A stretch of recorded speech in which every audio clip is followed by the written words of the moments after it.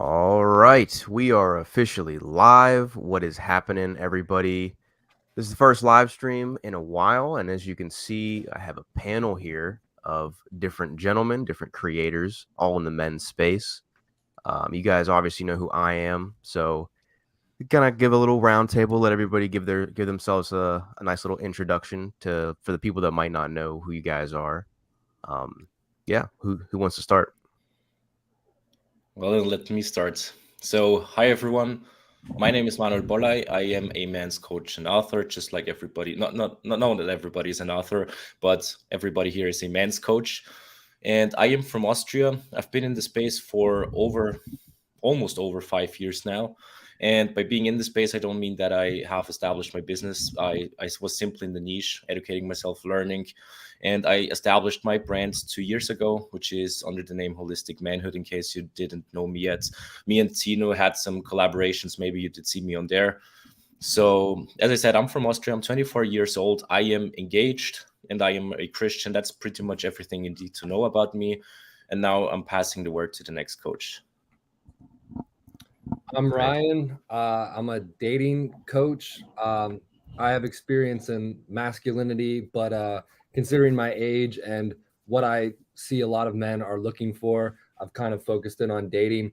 And like Manuel, I've been in the space for many years. Honestly, since puberty, I've been watching YouTube videos, and like I started with like bad resources like pickup artists and stuff like that. But I've been on the self improvement journey for a while now, and just trying out different ways of successfully dating without manipulating or using stupid tricks or tactics that you see a lot of people use online. So I'm trying to just make men social and, um, I guess, unafraid of women again, because I think a lot of men are afraid of women. So using dating to inspire personal change and also fulfill men's needs, because we are social creatures, and I think a lot of men feel completely alone today, and even women too, because of men's inability to actually create attraction. So that's where I'm going, and I go under the name of Coach Ryan Masculinity on Instagram. Awesome, man. I guess I'm next. Yeah, Jean Gerien. That's my Insta handle as well. Good luck spelling that. And yeah, I'm a men's coach. I call myself an ex nice guy, an ex red pill guy. So I believe I've been through the journey from being a nice guy from one extreme to the other, which was the red pill, and figured out that both don't really work or only get you so far.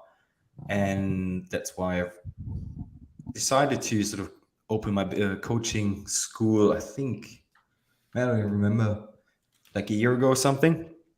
I've been in this and in this sphere for like 2 years now as well, similar to you guys, and yeah, fucking love it. Help guys, nice guys, find themselves again, and also Patrick's, I call them the red pill guys, to fucking get this shit together and become an integrated man, which I call Hercules. So I've got like three characters: Kevin, the pussy, the nice guy. No offense, by the way, no disrespect. And because I've been a nice guy myself, and then Patrick, the psychopath, and Hercules, the ultimate integrated masculine man. Yeah, that's I think what you like some fun fact. I'm German. I haven't lived in Germany for 15 years now. Lived in France, in Belgium, in Holland, or Netherlands, and in London most of my time.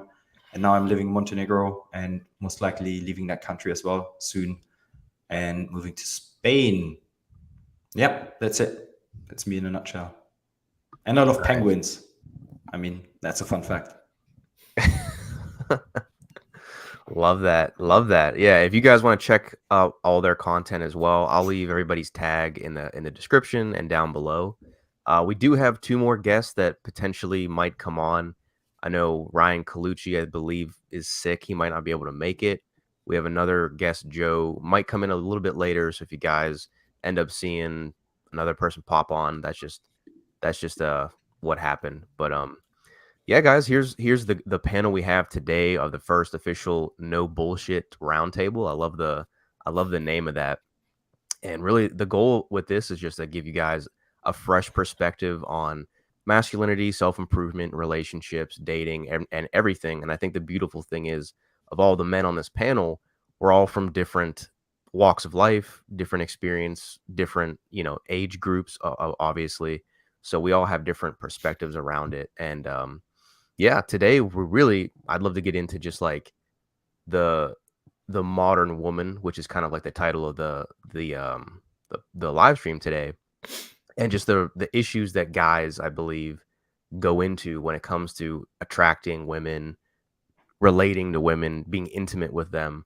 So we can kind of kick this off wherever you guys want. Maybe we can start with like just the overall issue in today's marketplace. Like, where do you see a lot of guys getting into trouble when it comes to attracting the right kind of woman into their life, and why do you think that happens? Well, I think men are told to act one way and are shamed into actually being a man. So there's like toxic masculinity, and so they hear one thing, and then they see stuff on the movies. They see, the Hollywood, the guys constantly chasing and just putting her up on a pedestal, and that's his sole purpose in life is to get this girl, and he'll stop at nothing and he'll throw everything away for her.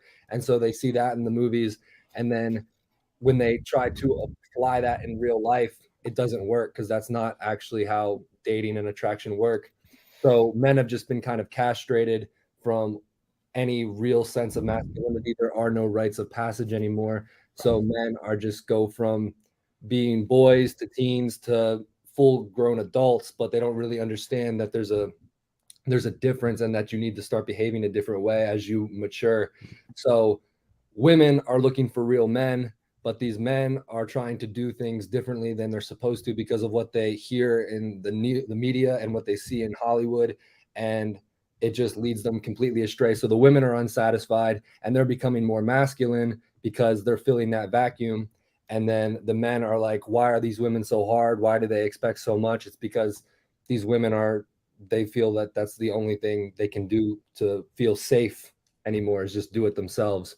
So then men feel emasculated, women feel alone, and it's just a complete shit show. I agree.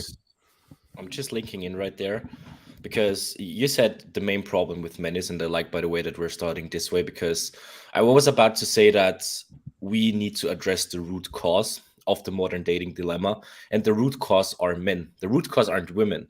Yeah. Because the women are just doing what men desire, and that can go into two directions, right? Like Ryan said, first of all, we have the Bollywood's Disney love culture, right? The nice guys, the white knights, the simps, and the reaction from the women becoming more masculine. But on the other hand, we also have the red pill and the manipulative guys and the promiscuous guys, and we also have a reaction on there from the women, right? So the men give the direction, the women certainly just adapt. So the problem is that men in the dating markets basically embody the wrong values. They're looking for the wrong things. Either, it's those two sides of the spectrums. Either it's the nice guy or it's the red pill manipulative guy. And either way, they are leading the women into the wrong direction. So that's the root cause of the dating dilemma. I'd go even one step, I like what you guys say, and I'm going to go one step further, like a bit even deeper than that. Like what I've observed, and I've seen it with myself and also from the guys I'm coaching. I believe the biggest issue for most men was like being raised without any role model in terms of what it actually means to be a man.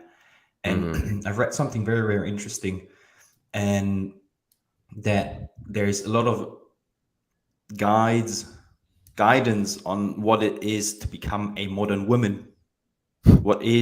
Even though the fucking question, what is a woman, has not been answered yet. But there is no guidance for men. There's no guidance for our boys.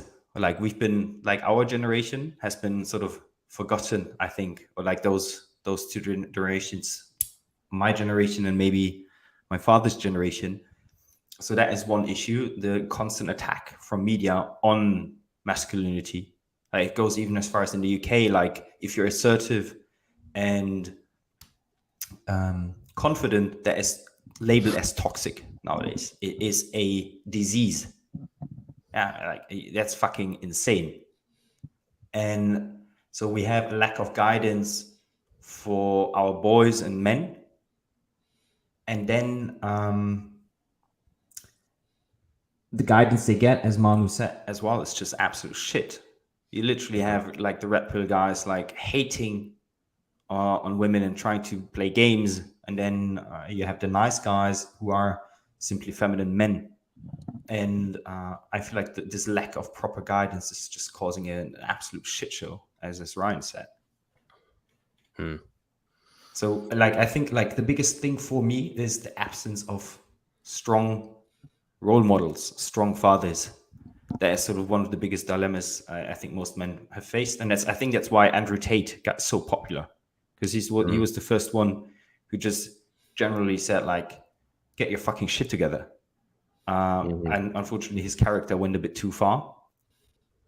But yeah, that's sort of my take on that. Yeah, you guys all bring up really valid points. I'll highlight a little comment here because Yadi's joining the chat. He said, women are setting high standards. The media plays a huge role. Women are also getting paid more than men. I guess in some settings, I don't know the full details of that, but yeah, like in general, the media and these people that are up top are kind of pushing stuff even further to divide us more. So yeah, if you pay attention to like the propaganda and stuff that's going on, it's only going to make that divide even worse, and in my opinion, make the dating market even harder. And to be honest, my thought is like I very much share the same beliefs as you guys just mentioned. I think if you fix men, then you fix by default, you fix dating, you fix the way that society runs. And I think what happens too is when guys get weak, it's like that saying, right? Like hard times create strong men create good times create weak men create hard times. Like we've been in the place of good times for such a long time, at least here in the US. I can't obviously speak for the rest of the world, but we've been so good and so privileged in so many different ways that now we're inventing problems that aren't even there, and we're becoming even more comfortable in stuff that we have, that it creates a lot of complacency, a lot of weakness, and just a lack of ambition to want to build things and want to do things, at least in a man's case. So I think when that happens, you get guys in positions of power, and that shit just kind of it just crumbles, and it has a negative downward effect. So that's my take on it. And Ryan, I think you wanted to say something in relation to his comment. So men have our issues, and I think we get kind of lost, but women are just as lost as well. Because they don't really know what a real man is. And just like the father is supposed to set the example for the son and also the daughter as well, like what she should be looking for. So women are just as lost. So when he said high standards, women don't know what a real man is either, and so they get lost. So they're looking for the 6-inch dick, the 6-pack abs, the 6 figures, the 6 feet tall. They're looking for these high standards, but in reality, that's not really what they want. They want a real man, but the only thing that they can ever think of is those like materialistic or very shallow values, because that's all they ever know. That's all they ever see. The lead male casted in these like romance models, the Ryan Goslings of the world or whatever. And like, that's no disrespect to him, but that's what I think a lot of women are confused about today. And they're also it's not just boys that are immature too. Women are immature too. And I see that a lot in dating, like getting, even getting a text back. It's like, you can do everything right, but sometimes, like, especially with these like 20-year-old girls, like they're so immature and they have so many options because now it's a global dating market. There's just a lot more to maneuver than there were even like 10, 15 years ago. There are a lot more barriers to maneuver. So dating has just become a lot more toxic in general, and it's not just men that are feeling the effects. Women are also feeling the effects. Just we don't highlight that as much. Mm-hmm. Where does change start though? Like we always say like men, and which I agree to, like it's men. But who has the most power? Is it the Sims? Who has the biggest impact on the dating market? Is it the Sims who need to fucking stop liking and following every Instagram model they can fucking see out there? Or is it actually the top guys who just run through anything, who clean up? What do you guys think? Because I'm not sure. I don't know yet. It's a good question. Well, I think it's twofold. I think the simps give all this free attention, so these girls go around with inflated egos, and then the players cause, like all the red pill guys, they cause a lot of trust issues. So they get inflated egos, and then they get manipulated, and they end up sleeping with a guy or getting emotionally invested into a guy that doesn't care about them, and then they get hurt, and that just repeats over and over and over again until she's like used goods or belongs to the streets. And it's really kind of sad. I really hate that saying, because it's like that's somebody's daughter that was like misled, and now it's just sad. She probably can't really connect with somebody because of modern society. It's a good point. Yeah, the problem are definitely both. Again, it's not just the nice guys, but it's also, just like Ryan said, the players. Again, he explained it perfectly. The nice guys give them too much validation. The players play them, then they have trust issues. But the problem is essentially both. And I do believe that commitment, it doesn't matter. It can even be polygamy, right? There are, because I've been researching a little bit, and there have been polygamous tribes, and it worked fine, right? But because the argument often comes, Julius Caesar had so many wives, da da da. But the difference is, right, he had many wives and he cared for them. He protected them. He provided for them, and those players aren't doing those things. So that's a complete different topic, and that's the point. If you want to have 3 wives, it's not my lifestyle, but go for it, right? But take care of them and be a good man, and don't play them. Don't just fuck around casually. There's a big difference between that. That's actually massive. Yeah, I agree with that. I think there's a lack of value and virtue in modern dating. Like people just kind of date with pleasure in mind. They're just like, oh, well, it feels good. You're hot. Let's go out. Let's have fun. And that's kind of like it. There's no real any intimacy or really connection. I think that happens. Guys generally just go for what they see. And women, I mean, I'm sure women do the same thing to a degree. But they just do it for fun. And it's popular because it's all over social media. There's terms that describe everybody. There's like, they call them sneaky links. I don't know if you guys are, I don't know if Manuel or Gene understand that one, because it's, I guess, more of a newer term, but that's like, you're basically sneaking somebody around and messing with them on the low, not letting people know about it. So it's like, there's all these different terms now, and these different things that I guess just got invented in the modern dating market. But I think, yeah, the true real issue is men specifically not setting intention with their dating lives and just their life in general, like not having solid values and virtues to stand on. I think that plays a bigger part of it as well. Like guys just kind of lead with their dicks and nothing else. So what do you guys think about that? Do you think men have a warped reality when it comes to value system and how to carry that out in a relationship, even if it's short term? Absolutely. I think I think men.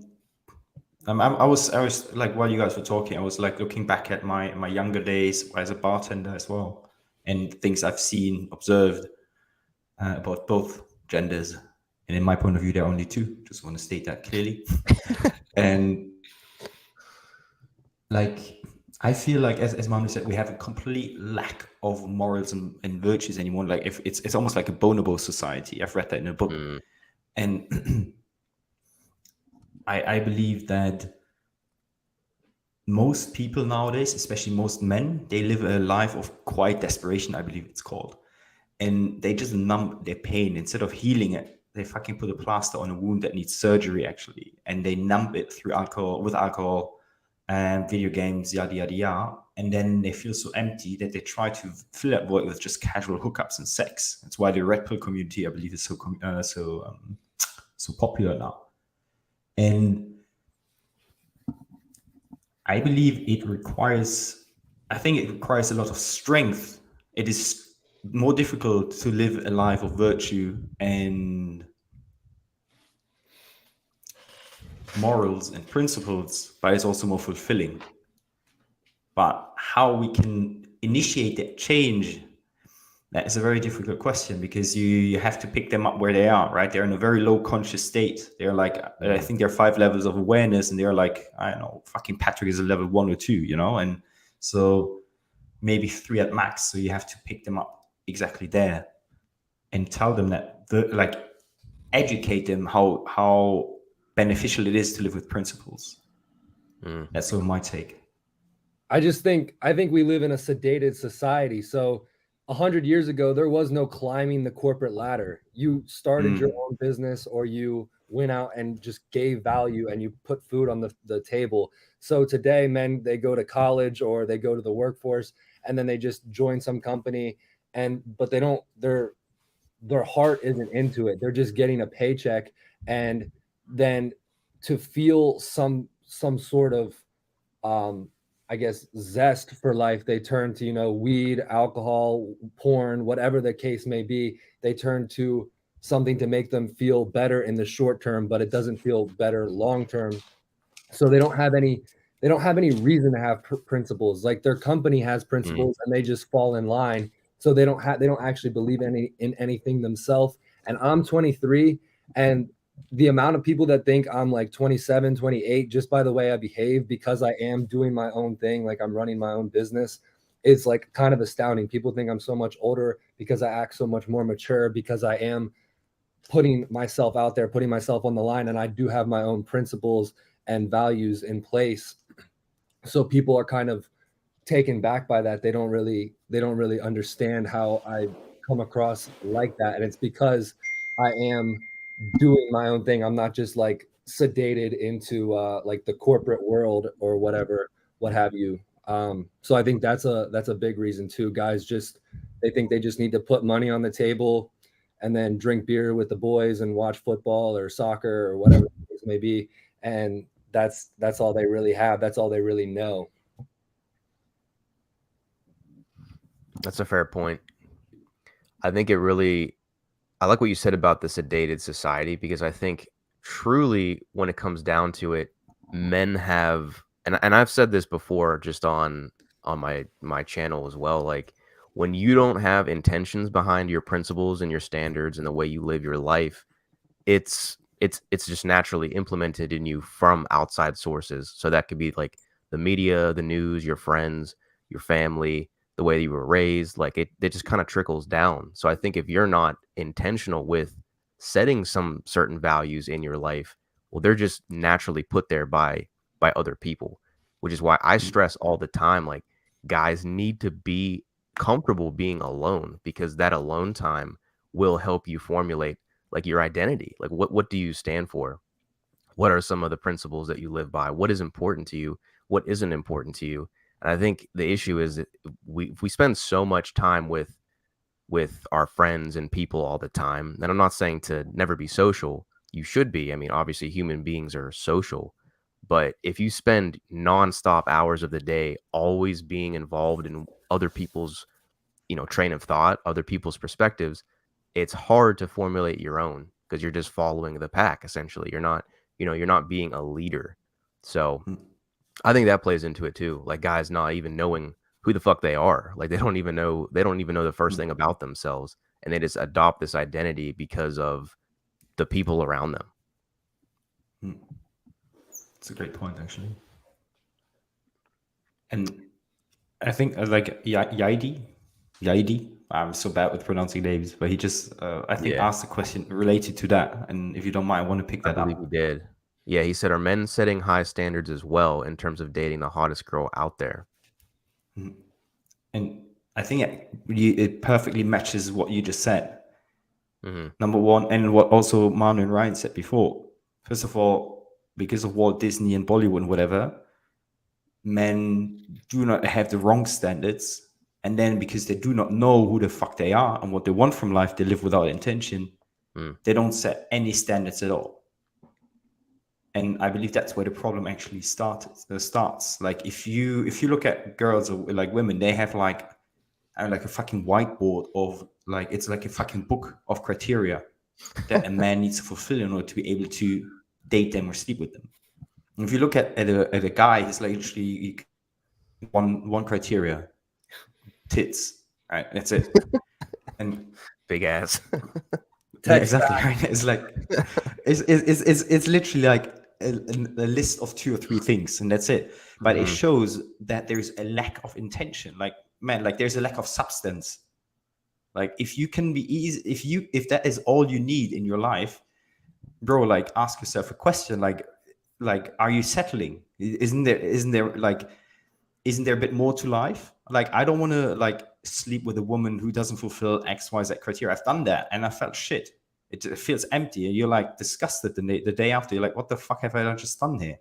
And I believe one solution to this entire problem is actually men developing standards as well, like making women aware that you have to bring something to the table that is not your fucking corporate career. Like, those are all external things. Like, what is in, like, literally, what are your values? What value do you provide to life, to my life? And I think that's where men need to fucking step up. Like figure out who you are and what you want from life, and how a woman can complement it. And if she can't, then don't waste your time, and don't waste her time as well either, I think. So And the only way to create standards is to figure out where you want to go in life. Like, I have a clear vision. I think we all have clear visions. So like you have to know where you're going and then work towards that. Like, I started this thing on Instagram because it moves me closer to where I want to be. So you have to have a clear vision of where you want to go, and then your principles and values will follow that. You can't just kind of create them out of thin air. So I hope that kind of helps people when coming up with their values. It's kind of hard and abstract, but you have to know where you want to go, and then create the necessary habits and principles to get you there. So that's how I came up with my own. I just want to link in real quick to the comment we had. You know, are men setting high standards as well in terms of dating the hottest girl out there? And I want to link in because I want to point something out, because he phrased it exactly that way. You know, having high standards and dating hot women. Dating hot women is the least standard. That's not a high standard, right? Like, that's already, like Chini said, okay, ass tits, gonna take it, you know? Having a hot girl, and many think like that, and that's the problem. You know, I had dudes asking me questions, you know, hey, I want to break up, I really don't like this relationship, and then I asked him, why are you being in this relationship, you know? Why are you with that woman? Yeah, because she's hot. And many men think like that, and that's where it begins. You know, you have to understand that beauty, physical beauty, is not a high standard. That's a minimum criteria. High standards are internal values: loyalty, femininity, self-awareness, self-improvement, she working on herself physically and mentally and spiritually. Those are things you want to be looking for, not just beauty. Like, beauty is the lowest thing you can do.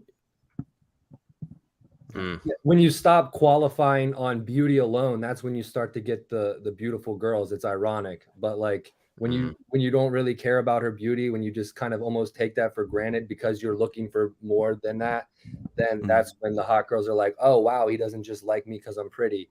Like, that's when they're like, oh, this guy's actually different. I like this guy. I want to add one more, linking back to you, to guys. One quote has really changed my perspective on life, which is you attract what you are or who you are. And it's mind-blowing. Like the moment you start operating on a higher vibration, as hippie as that sounds, but at the end of the day, we're all energy, and I'm not going to go down that fucking rabbit hole. But anyways, so the moment you start working on yourself, you simply start attracting different kinds of people. And what I've realized and observed about myself is here in Montenegro, like fucking unbelievable the amount of hot women, like beautiful in terms of looks. But I'm not attracted to them anymore because I am vibrating on a different frequency, and I do not feel like I can read energy. I can see it in their eyes. There's not much substance. And if you take that beauty away, as you guys said, like there's not, and this is not bashing women, right? It is simply the higher you vibrate, the more sophisticated you become, and the more you expect also from women. And it also makes you realize, shit, life has so much more to offer than simply chasing pussy. Like if you really want to, like if you're really interested in a woman with intention, and like that is the most beautiful thing. It's so much more rewarding and fulfilling than just chasing the quick fix and the quick hit. So I went on a tangent here, as I always do, but had this urge to share it. I agree. I have the same experience. If I go to a bar, it's like I don't even really know how to act. It's like it's just not my energy. It's like, how do I behave? Like it just feels so shallow. It's like, nah. Yeah, you just want to vomit. You just go in there, you're like, what the fuck is going on here? This is what y'all do every weekend? What? Come on. Literally. I'll piggyback on that too. I think what happens is kind of the points that all you guys made. I think what guys do is they'll equate a woman's beauty to her character. And they think, well, just because she has a pretty face, she's really hot body, that means she must be a good person. She's probably nice. She's probably XYZ. That's not always the case. I mean, there's plenty of beautiful women out there physically that have a complete shit soul, and they have no standards for themselves and are just like completely trash individuals. So I don't think that you can even, like, looks does not mean that she's a good woman. And I love what Ryan was said. I think he said it on his post actually the other day. Is like a high quality woman doesn't mean she's just beautiful physically. That means she has other characteristics, such as like she has motherly qualities, she's nurturing, she's caring, she's compassionate, she's empathetic, like all these different positive traits. Doesn't mean she's just physically good looking. I mean, I've met plenty of women in my life that were physically, like, you could say, quote unquote, I don't like numbering girls, but they're 9s, 10s, whatever. You could say that they're physically like beautiful, but they had no, like, they were just crappy people. They didn't have any like good qualities outside of that. So to bring it back to the comment was about setting standards. If your standards are just, I just want a hot girl, well, there's plenty of hot women, but are they actually women that you see adding value to your life in other ways? Because I mean, anybody can talk to women that look good. It's a matter of, do they actually give you some solid peace of mind too? Because that, I value that way more than I value a girl's looks. Even though looks, they do matter, they're just not at like the number one on a guy's list, at least not on mine.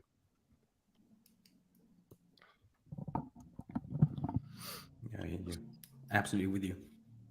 Yeah.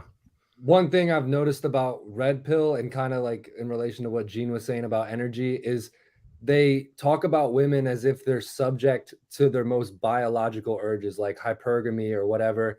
And just like all of us, like, we see pretty women every day, and we don't, like, Gene has Sandra, a girl that he's been dating for a while, or, you know, in a relationship for a while. He doesn't go up and like try to sleep with these beautiful women, even though that probably is like in his most primal nature. So it's the same thing with women. Like, women aren't subject to their biological nature as much as like the Red Pill makes it like seem.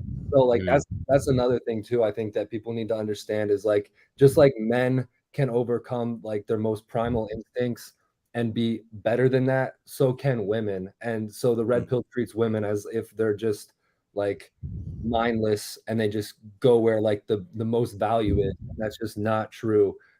There's so much more to being a man and being in a relationship than just making a lot of money and like looking good, which I think is what red pill kind of just boils down to. I want to add to that again, which something Chini said, you know, which level of awareness are you operating in? Is hypergamy and the male urge to sleep around, will it always be there? Yes. Do you need to satisfy a woman's hypergamous needs in order to have a chance? Yes. But you also need to understand that we're not just physical creatures. We also have a soul. And again, that goes back to which level of awareness are you operating in? And that is, again, also the reason why the red pill is so popular, because most of the people are so low in awareness. They're on that low vibrational level, and that's why they resonate with it. And because they resonate with it, they also attract the same women who resonate with it. That goes back to attract you. That goes back to you attract what you are. Yeah. And That is true. If you look at the podcast, right, Fresh and Fit, I'm not sure if they have good intentions or not, but at the end of the day, it doesn't matter. But it's like, and there's another podcast that's been becoming more and more popular. I see it on YouTube Shorts like all the time, and but he's sort of the more balanced version of Fresh and Fit. But like, obviously, there's a bias called, I think, confirmation bias or recency bias. Like, obviously, in order to make it more popular, they're only going to take trash people on that podcast to prove a point. But only because this is only what you see doesn't mean nothing else exists, right? And I mean, yeah, I mean, when I see this, I'm like, fuck me, like these people are absolutely fucking lost. Like they don't understand it. They're fucking lost. Their soul is gone. But that's not it. Like, that's not it. Like, you will not see a high value woman on this fucking podcast because she doesn't want to fucking expose herself to these kind of energies. So you want to ask yourself, how narrow is my vision actually? How open-minded am I to what actually is happening out there? Is there a real world? And in this real world, is the real world Fresh and Fit's podcast, or is there actually a bit more to life than that? It's the same with the street interviews, you know, taking a location where you will meet low quality women, like parties, and then ask, "Yeah, did you cheat on your husband?" Yeah, of course they did, because they're trash hosts. Like, obviously, you know, it's so stupid, and you see it so often on social media, and that's the problem, because men constantly see it. You know, men constantly see those podcasts, men constantly see those street interviews, and that becomes their reality, because they don't go out there themselves and try to look for this confirming evidence like you're supposed to do, but instead they look for confirming evidence. Oh, all women cheat. Oh, that woman is trash. Da da da da da. They are confirming that reality, and they're feeding them it themselves. And that's why I say you just gotta stop looking at shit. You know, you just if you're browsing for your reels and you see that, you just instantly go to the next one. It doesn't matter. Just don't look at it. I saw one where it was a girl and her boyfriend, and he asked like, if you had the opportunity, would you cheat on him with your celebrity crush? She was like, absolutely, like Harry Styles. And he was like, how do you feel? And he's like, oh, well, I mean, she does like Harry Styles, like, you know, feeding into it. But like, I had my girlfriend, like, it was so bad. But my ex-girlfriend from like a year back, she really liked Tom Brady, and at what she was going on and on and on at, like, we were watching a game, and at one point I was just like, yo, like, I don't really like how you're talking about Tom Brady. It's kind of disrespectful to me. Like, I'd really appreciate it if you just kind of like stop it. Like, I get you're a fan and everything, but like, it's just disrespectful to me. She never brought up Tom Brady again. She never talked about how like cute he is or whatever. She probably very well still thought that, but like, out of respect to me, she didn't do that. So like, how would you guys handle like these celebrity crushes that are never going to happen, but like girls will still talk about that? What are your thoughts on that? It's very simple, honestly. Like, that's the brutal honest truth. If she really has a celebrity crush, that means she's emotionally immature and she's not the right woman for you. Like, who the fuck has a celebrity crush? Why are you concerned? Like, especially if those are people like for men, for example, the Kardashians, or I don't know, like I really don't know any celebrities because I don't care about them. I never cared about them. But for women, who is it? I really don't know. Maybe back in the 2000 it was Justin Bieber and shit, you know, but that's all I know. And literally, if she has a crush on those types of men, you know, what does it say about the woman? You know, it's honestly, it's a red flag at that point. Having a celebrity crush is a red flag for me. My thing is, like, if you set a boundary, like, I'm okay with making mistakes because I kind of take them as they come. But if you set a boundary and then it is crossed again, then that's where there's an issue. Like, I don't like, okay, she brought up Tom Brady. She thinks he's cute. That's cool. But then, like, once I said no, like, I don't really appreciate that, she stopped. Like, that's the main thing. Like, is there respect? And like, I think we all agree men want respect more than we want love. So I think that's what it comes down to. Yeah, my take on that is similar to it's a balance of, I agree with Manu actually. Like I mean, you can, I think there's a like nuance between, I can find specific people attractive no matter if they're fucking celebrities or not, but it doesn't have to, like, I don't have to fucking tell everyone 24 fucking 7.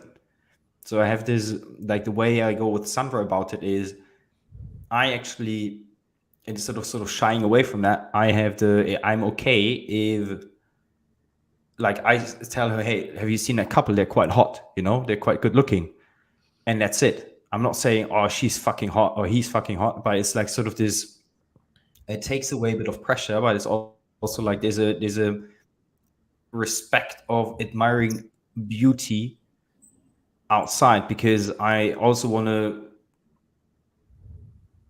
want to be delusional and say like I'm the only handsome guy in this fucking planet. So I don't want to sort of take that away from Sandra, but there is also a clear line to say it has to be respectful. Like, she doesn't even fucking bring it up anyways. But if I see like a hot couple or like a good looking guy or a good looking woman, sometimes I point it out and tell Sandra, hey, have you seen this guy or have you seen this woman? Like, she's beautiful, or like her eyes or something special about her or him. And I feel like that also takes away a bit of pressure, and it also shows that there is creates a deeper connection, because you're not shying away from admitting that there are also other people who are attractive out there.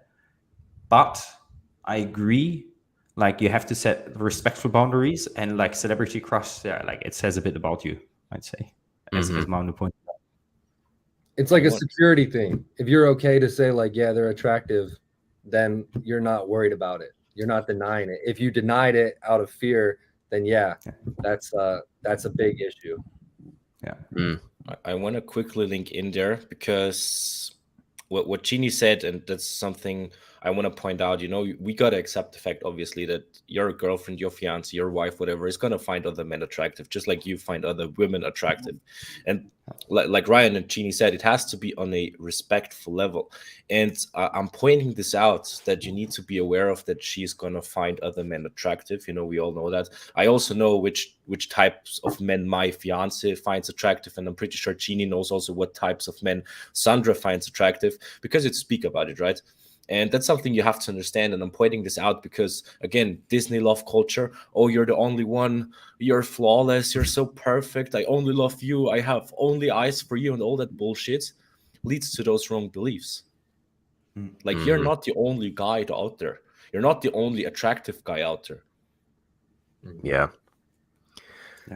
I agree. I'll pull up this comment in a second here, because that's kind of that's a good one we can probably debate on. But real quick, I wanted to tie into that. I think what happens too is there's levels of disrespect when it comes to a girl saying something like that. Like, if she just says something simple like, "Oh wow, that guy looks handsome," or that guy looks attractive, I think some guys take that to the extreme and says, What do you mean you can't find any other guy attractive? Just look at me." Like, don't even, like, they fucking lose their mind and get emotional, and that just causes even more distrust, I think, in the relationship. But if she was like very, very forward with it, like, "Oh my god, I would do some nasty things to that guy if you weren't around," like, she was being blatantly disrespectful, that's one thing. But if she just makes a passing comment, and I think if you're a guy that has a certain level of respect for himself and knows that, hey, yo, I'm an amazing dude too. Like I'm not very like uncomfortable or insecure about it. It doesn't affect you that much. But I do agree with Ryan. Like you do need to set that boundary if it becomes a problem and she's constantly doing that. And women will test for protectiveness and self-respect. So it's like she might even subconsciously be bringing up Tom Brady or Harry Styles or whatever. Like, does he have the balls to stand up to me and say, hey, that's not, I don't really appreciate that. And like, because they'll feel that much safer knowing that you are willing to stand up to her. She'll be able to trust you, that you're not going to shy away from saying the hard thing to her. Because everyone can say, oh, you're beautiful, but like telling her no, that's sometimes what makes her feel the best. True. Yeah, she wants to see how you handle it. Like, do you lose your mind and get emotional, or can you be calm and say, "Hey, like I don't appreciate that." It's like if you respect me, like let's not have this conversation. Like if you're calm about it and grounded and you're respectful as a man first, then she'll be. And I think that's something that the red pill guys or a lot of these content creators miss, is like they think, I'm just going to throw my authority on a girl. I'm just going to be as aggressive as possible and she's going to listen to me and that's how it's going to be. But it's like, bro, if you're flat out being disrespectful and you're giving that energy out to her and saying it in a nasty tone and shit, how do you think she's going to come back at you? It's going to reflect right back in your face. So you as the man need to take the lead, set the tone and say, I'm not going to be emotional. I'm going to be grounded, logical, calm. And then she'll respond to that energy. You can't expect calmness if you're coming in hot and just aggressive. It's not gonna end well. Mm-hmm. Let's pull up this guy's comment. Yachty said another one here. He said, what's your take, guys, on I don't need a man? I mean, yeah, do you guys want to handle that one? I can end this debate real quick. Women who say I don't need no man never had a father or a strong present father. So it's a father wound. That's it, She's being protective to herself. She's saying, oh, I don't need no man because she never had a man. And now she's projecting that father wound onto men. Indoctrinated. That is well feminism. Mm-hmm. Yeah. Yeah, I agree. Nothing else to add other than Yadi being the man today with all his comments. Yeah, he's coming in with some questions. I like it. But yeah, that's pretty much the simple way to put it. I think women have been more or less conditioned to say that, and I know plenty of women too that don't even think like that, and they think, oh, I don't need no man, like men are trash, kind of the narrative. They're like, yeah, that's just ridiculous. So I don't want guys to ever think that, oh my God, like all women are brainwashed. They all think this way. They don't. There's plenty of women that don't. And I also think too that when it comes to, because I think this happens too in a relationship. Like when you're the man and you're leading and you're being very observant to what's happening in life, she kind of takes on your mentality for certain things. So if you're like, honey, that's stupid, like let's not listen to that, she'll be okay. If she respects you and she wants to be a part of your lifestyle, she's not going to go into like, let me research feminism and let me get into that whole mess. No, she's not going to do that. If you're like, nah, this is fucking stupid, let's do this instead. Okay. So I think that plays into it as well. If you're a man that sets the standards and you know what's good for the relationship, yeah, she's not going to get into it. So what do you guys take on that in terms of like, I guess just as a man, like setting the intention with, just like the way that the relationship will go, kind of leading her properly. What are your guys' take on how that generally goes for men, or if that's, if that even happens as much today in relationships? First of all, you need to look for a woman who will accept your leadership in the first place, because many women are not in the right state right now. I'm not saying that women are not capable of it. Women are always capable of it, but they have been indoctrinated, brainwashed into that different narrative, right? So the true nature of every woman is that she can trust her man's lead. But nowadays things are just messed up, but again, as you said, people shouldn't think that there are only trash women out there, because they're really not. But the very first thing, and this starts with the dating phase, you just gotta need to look for a woman who accepts your leadership. Because if she already starts in the dating phase to not follow your lead, why would you go into a relationship with her in the first place? And when you are in a relationship with a woman who trusts your leadership, which should be a criteria for you to get into that relationship in the first place, you're going to be the leader of the relationship, and she's going to follow your lead. And I saw a nice statistic on that, and maybe you saw it as well, Tino. It was that I believe, I'm not sure if it's the right number, it was about 90%, but I believe it was exactly 93% of all Christians. Also, if the man is a Christian and leads the family, there's a 93% chance that his wife, even if she's not a Christian yet, becomes a Christian and lives a life in accordance to God. A 93% chance. Wow. So, and that just validates the nature. Men are followers and women are leaders. Wrong one. Other direction. Men are leaders, women are followers. Damn it. Yeah, well, the male feminist on the panel. Oh, there was a Freudian slip, as they say. Huh? No, I don't know why I always mess this up. Like, it happens sometimes. I don't know why. Manuel hit it on the head, because like I think a lot of guys enter relationships. It could be even like the first or second date, and they're like, "Who did you vote for?" Or like, if you're religious, like, "Are you Christian?" And it's like, relax, like, let her feel comfortable following your leadership, because every relationship I've ever been in, they always end up adopting my beliefs. So if I'm like, "Yo, let's go to church," she'll go to church. Or like, I believe this politically, she'll believe that politically. But you have to let her enter your world and feel safe with you and feel safe following your leadership. So it doesn't matter who did you vote for, like all that stuff. Like, obviously she needs to be open to your leadership. So if she's some like blue-haired, like far leftist, she's not going to be open to your leadership to begin with anyways. Yeah. But if she is open to that leadership and you can make her feel safe and make her feel cared for, then yeah, like she'll follow you to the ends of the earth with whatever you believe in. I wanna add one more thing, which is, I think you as men need to also realize that going into a relationship and feeling entitled to leadership is simply the male version of a Karen, or like fucking Jessica, or whatever they fucking call. Is like, you have to fucking earn it. Nothing like it, I believe there's this sense of entitlement that only because you're a man on biologically doesn't give you any I can't fucking frame it. Like, you're not entitled to any leadership. You're not entitled to any trust. You have to fucking earn it. And I'm going to use this example with Sandra. Like, it took she was classic, worked in investment, or like in finance, an investment bank, very guarded.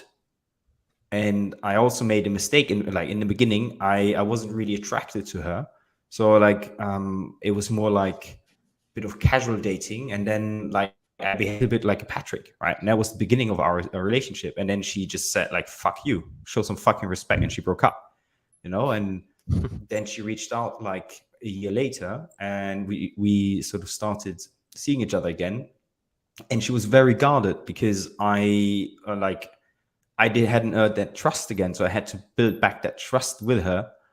And that means showing up as a leader, having always good intentions with her, providing a vision, providing clarity on what I'm going to do and how I am sort of including her in my life. And that has allowed me to move around from London to Germany, from Germany to Montenegro, and then now to Spain soon. And she's just, and she even visited me in Cape Town for 2 months, like she just follows me naturally now, doesn't question anything, but fucking had to earn that. And I went in with the sense of a bit of an entitlement, and that never works. So that was also a lesson I learned, that ultimately, like, you don't hear it often on podcasts, but women have power. They hold the power, because if they don't trust you, if you don't earn the trust, they're not going to give it to you. That's a great point. I think that's something that guys don't like know too much about when it comes to like content that's out there. Is, yeah, women, like with submission and with them like following your lead, that's gonna happen, but that she has to trust you first. She has to know that you're the guy that is capable enough to do so. And I think, as far as the entitlement goes, there's guys out there that are like playing Fortnite every day, eating like chips and sitting on their couch, subscribe to OnlyFans, jerking off all day, and they're like, "Yep, a woman's gonna follow my lead." It's like, bro, what kind of authority do you think you have right now? Because you're not even leading your own life. You're still kind of a man child at that point. So I think there's a lot of delusion when it comes to men thinking that they're going to deserve that kind of high quality feminine woman when they're not even a masculine man just yet. So there's a big disparity, I think, with that. And guys just not taking care of their shit, and they're just kind of letting things go, thinking they just have one because they're a man, or they deserve a great woman because they exist. But it's not the case. It's a competitive marketplace. It's not going to happen like that. Yeah, nothing good comes for free in life. Nah. Where do you think that comes from? Like, where do you think guys come up with this idea that, like, yep, I'm a man, I deserve a best wife, best family possible just because I'm here, and they don't really put in any effort? Where do you think that like stems from? Hollywood. Wrong guidance, Let's say you have the typical beta nice guy. Like, let's take the stereotype you described, right? Playing Fortnite all day long, eating chips, no ambitions. And then that man gets into dating, gets into, he starts a little bit improving himself. He gets into the manosphere. And that's where they get indoctrinated. Women need to be submissive. She's got to follow your leads. If she doesn't, just fuck her and all that stuff. And that's where the problems come from. They think, again, like Chini said, they think that they are entitled to that leadership, but in reality, that has to be earned. Like, submission is earned, and I fully agree, right? Women do submit, but only if you are a man worthy of submission.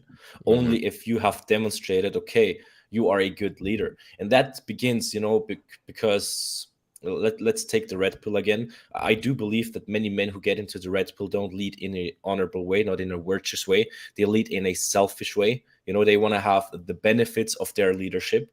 And that's the problem, because leadership is more selfless than it is selfish. You got to have everybody's best interest at heart. And if you don't do that, if you don't have that, if you're leading out of a selfish perspective, don't expect any woman who is mentally and emotionally healthy to follow your lead.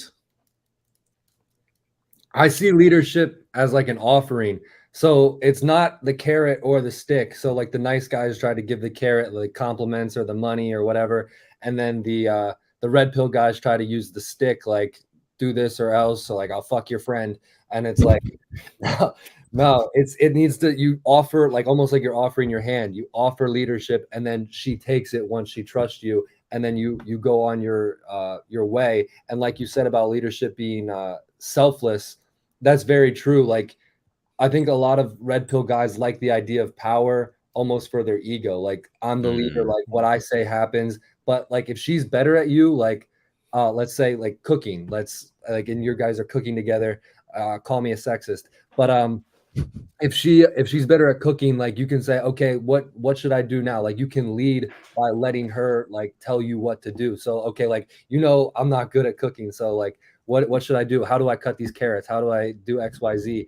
And that's being a leader, is being able to say, hey, you're better at this, so why don't you take control of this situation, and kind of set that container, or that the confinements for her to use her skills and her natural talents, because you're not going to be better at her in every aspect.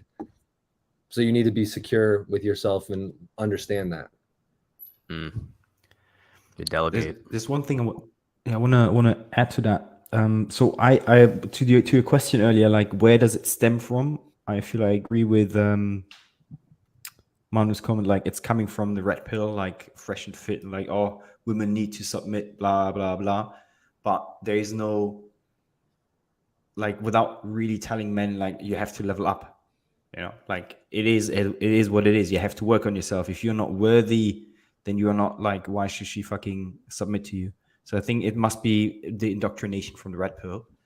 And then there's something, I'm not sure if have you guys, in terms of what true leadership from an integrated masculine man looks like.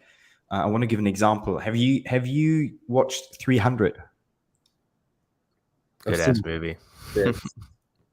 And there's this one scene where I forgot his name. Let's call him Cornelius. I'm sure he's like some Greek name, Spartan name, right? And he's just about to kick the shit out of this messenger who's delivered the message to Sparta that if they do not submit, they're gonna get fucking like evaporated. They're gonna get like all killed. And Cornelius, or whatever his name is, like in that moment, he turns around to his queen and looks at her, and only when she nods her head, he actually turns around and kills the guy. So he actually asked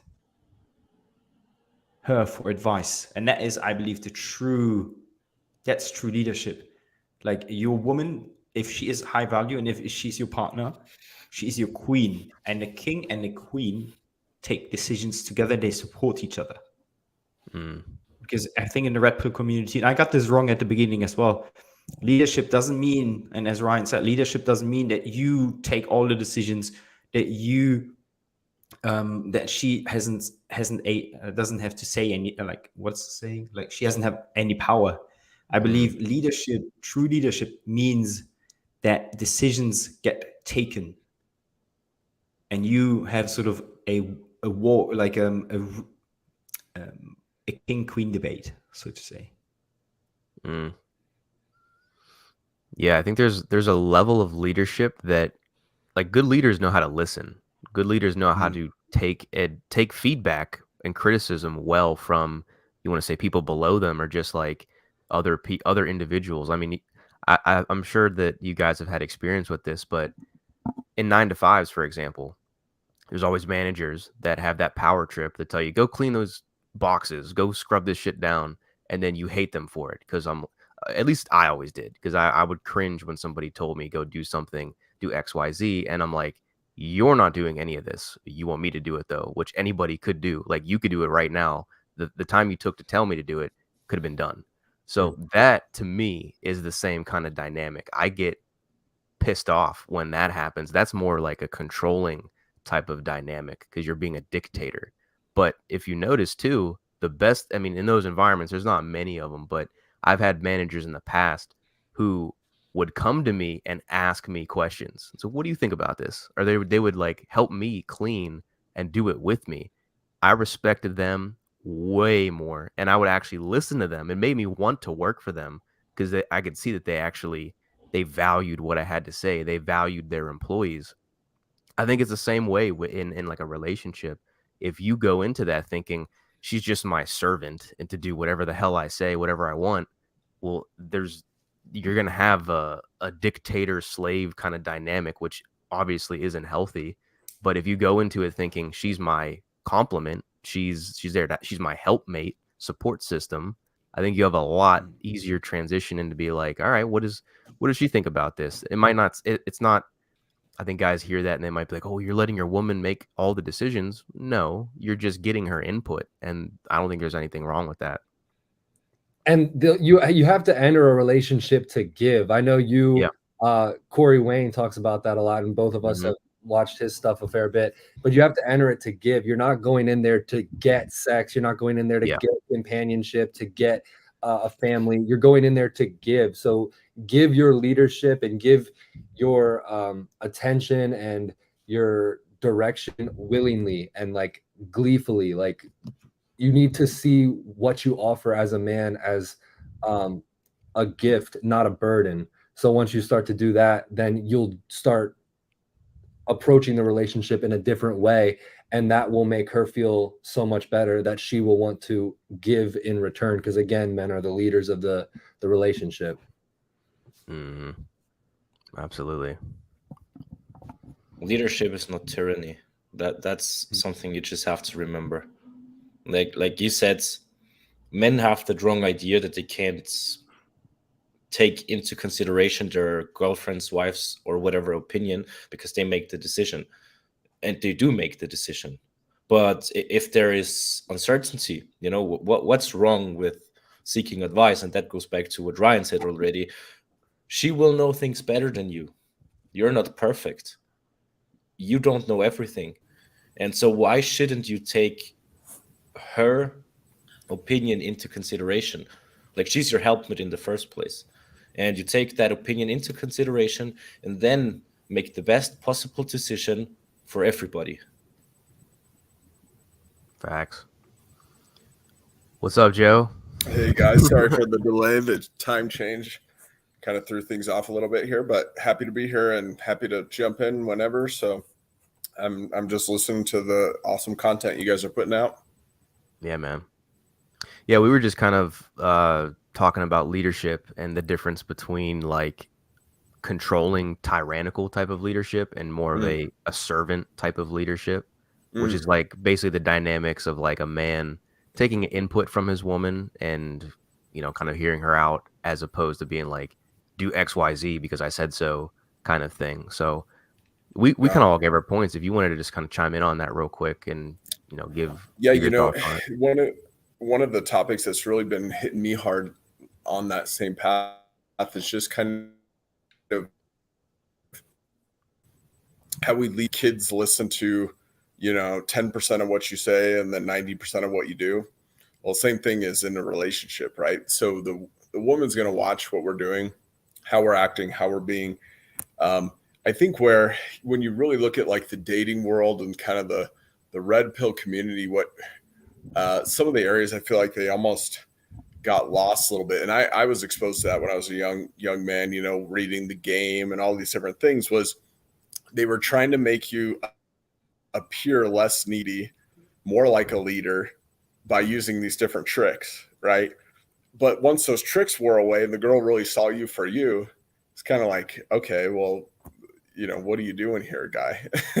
Those kind of tricks fell away. And if I didn't actually develop the self-development that I really should be on, or the person I should become, the leadership wasn't there. You know, the tricks wear off. The person that I'm trying to present to this, you know, out to this girl to attract her doesn't really stay. And so I know for me, if I can lead in more of a, just by example, just being the person that I'm saying I'm being, the woman will kind of follow that and see that from that perspective of, oh, wow, he does actually know what he's talking about. He is actually living it, as opposed to, you know, using some sort of clever method that might get her to follow what I'm saying, you know. But yeah, I'm definitely not a fan of the full on tyrannical type of leading either. I think there's definitely not a place. You know, I don't know. I guess it just depends on your dynamics in a lot of way too. So I don't know. That's at least where my head's at on that topic. I like it. I like it. Yeah, I mean, we pretty much all set our points on it. Joe, you could probably carry this for the rest of the time we have, man. Yeah. Okay. No, I'm just kidding. Yeah. But yeah, guys, I don't know how much time you guys have left. We're about an hour into this. I don't want to obviously keep you guys too long. Can you guys maybe do another 15? I want to give Joe some time because he came in a little bit later. I would actually need to drop off because I've just adjusted my entire schedule for today. Okay. Based on that. But so I actually drop off, but I let you guys get on with it. And yeah, man, fucking fun. Appreciate it. Hell yeah. Cool, brother. Good to do this, man. We'll definitely do it again. For sure. Enjoy, guys. All the love. Speak soon. Ciao, ciao. All right, Bye, Ginny. See you, brother.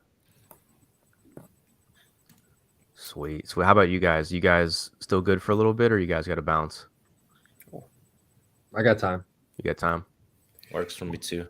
Yeah, and I wonder what your guys' thoughts are on that, because I felt like when studying, you know, how to pick up girls or how to attract women, a lot of times it's like, you know, don't call her back right away, right? Like all these little tricks are like, don't be the needy one, blah blah blah, and they're essentially showing you how to be a valuable man, you know, which I love. I think that's brilliant, right?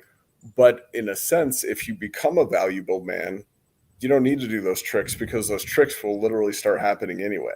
Like if you have multiple businesses going, if you have multiple things going in your life, and you have tons of connection, a huge network, you're not going to be able to call her back right away, right? And it's not going to be like, oh, I'm playing this mind fuck with her. It's more like, you know, this is just who I am, and she's going to sense that. Because if you do play the game for a while, without actually developing the person that you're presenting, then once that goes away, and then there's still this needy person there, you know, the guy is still needy, still needing the attention, still needing the validation.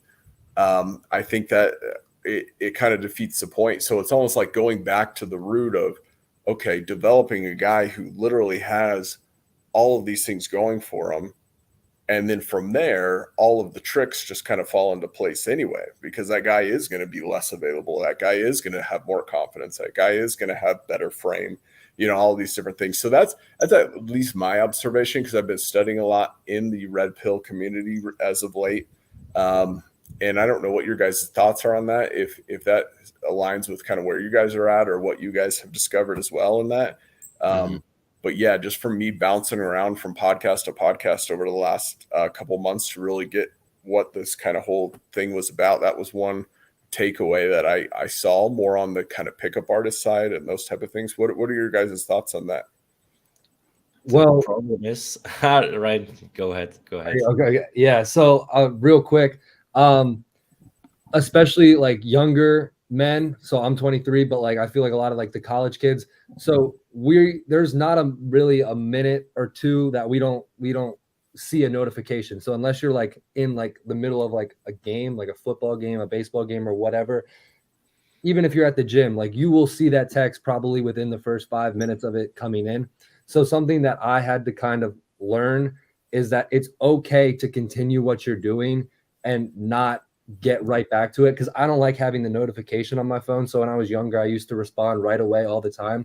So yes, there are like games that you can play. So what I kind of like to do is like show men that there is more to life than getting girls, and you need to be building yourself and doing XYZ, but also understand that these games that you play, you kind of, in the world where we have like smart refrigerators where you can probably have like text on your refrigerator, it's like you got to have that self-control to not respond right away, or to not call back right away, and to prioritize the more important things first. So that's kind of where I see it, and understanding that on a biological level, she will be more attracted to you if you have the self-control to not respond right away. So have that greater purpose and understand that these games that you're playing will make her more attracted. So kind of it's two different things. So don't just play the games and then go right back to playing like video games and like eating Doritos and stuff. But Right. actually have something going on, and understand that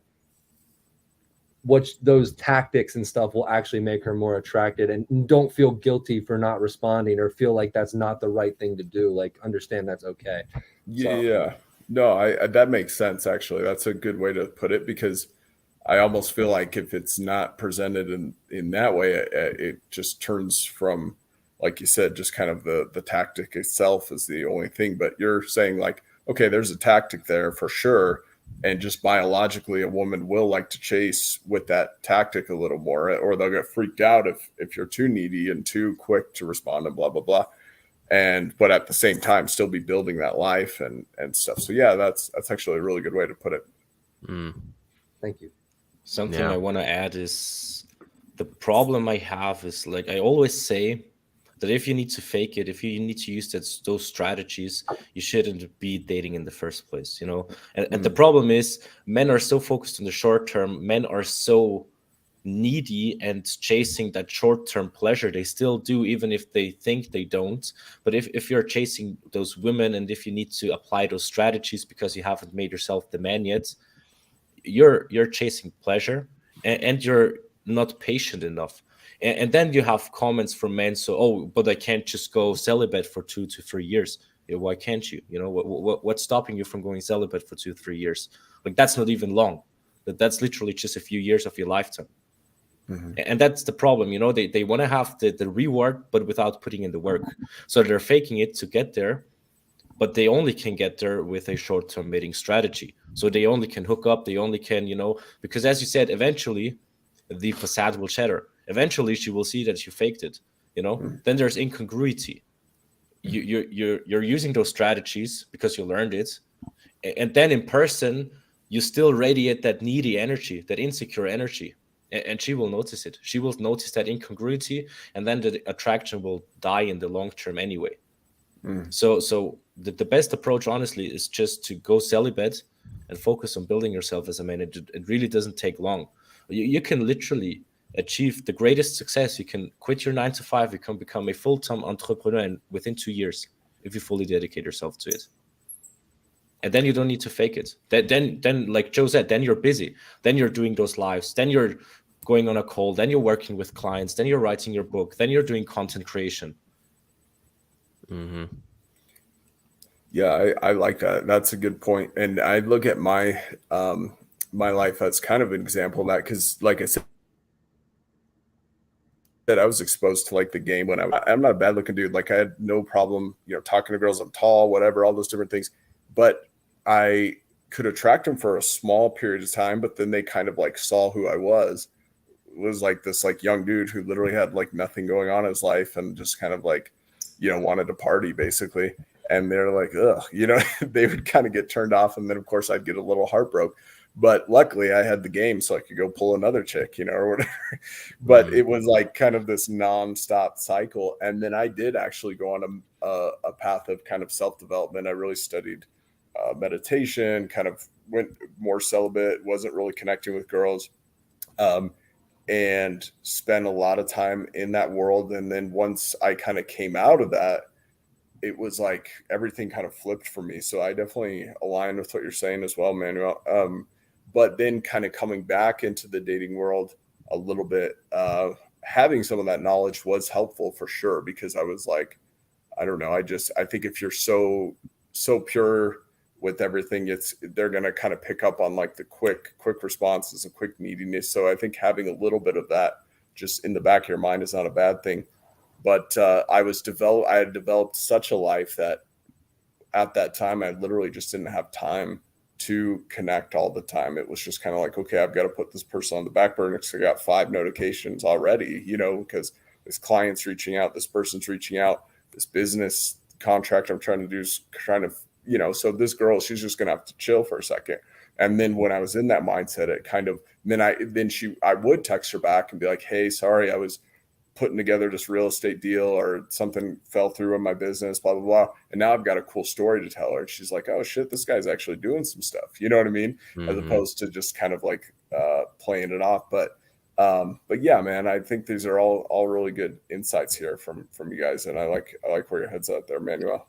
And I can't see a girl Monday through Sunday each week. I can only see a girl Sunday or maybe Monday. Like, I don't have a bunch of availability. So if I'm talking to a girl, it's like I can only really see you once a week. Like, and I'm not going to be texting you all the time. I'm going to set a date, and then I'm not going to talk to you much because it's a waste of time, and it doesn't build any attraction or anything like that. So I'm going to set a date, and then I can only really see you once that week because I am so busy. So yeah, you really do have to be interested, because like if I'm trying to set a date, it's like, if you can't do Sunday, then we have to wait until next week. Like I'm not going to move around, and I really can't anyways for me to see you. So I think that also plays into it.